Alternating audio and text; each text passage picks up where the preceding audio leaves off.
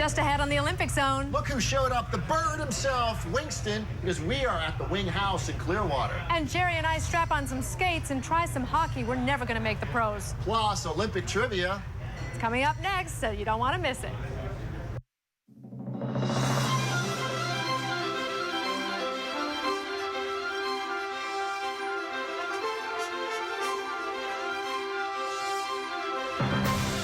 Now, special coverage of the Sochi Olympic Games on News Channel 8. This is the Olympic Zone. Hello again and welcome to the Olympic Zone here on News Channel 8. I'm Dan Lucas. The Russian men's hockey team is out. They played their last game at the Sochi Olympics after pushing Team USA to a dramatic shootout over the weekend. The Russian team fell to Finland 3-1. The U.S. men stayed hot, though, in Sochi.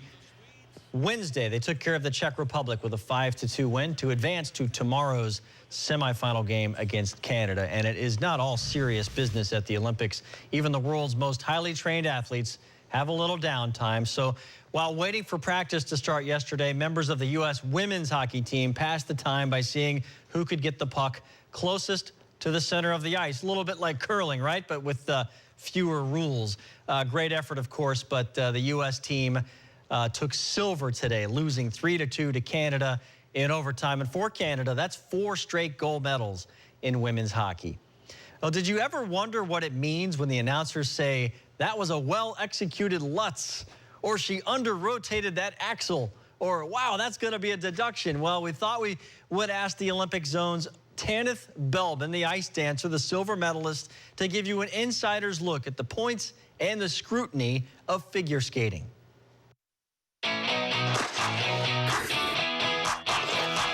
Figure skating is a sport of music, costumes, twists, turns, and jumps, and has a language all its own. Salchow. Chassé. Twizzle. Bracket. Loop jump. Wally. Flip jump. We thought a little skating lingo lesson was in order.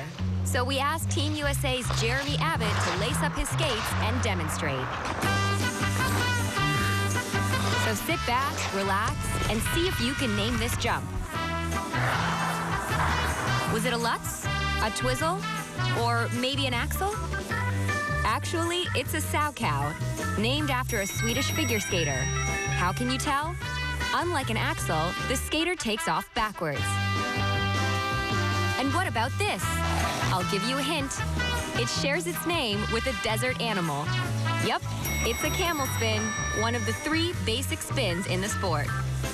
Right there, that's where the judges are going to take off points.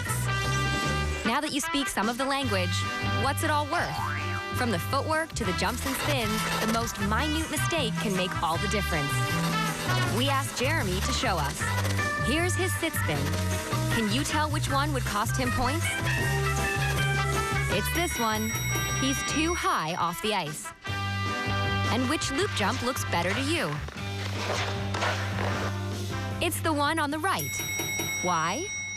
You can see how the first landing was perfectly placed on the ice all the way around in the rotation, and the second one here was shy of the rotation and then hooked around on the ice to complete the landing.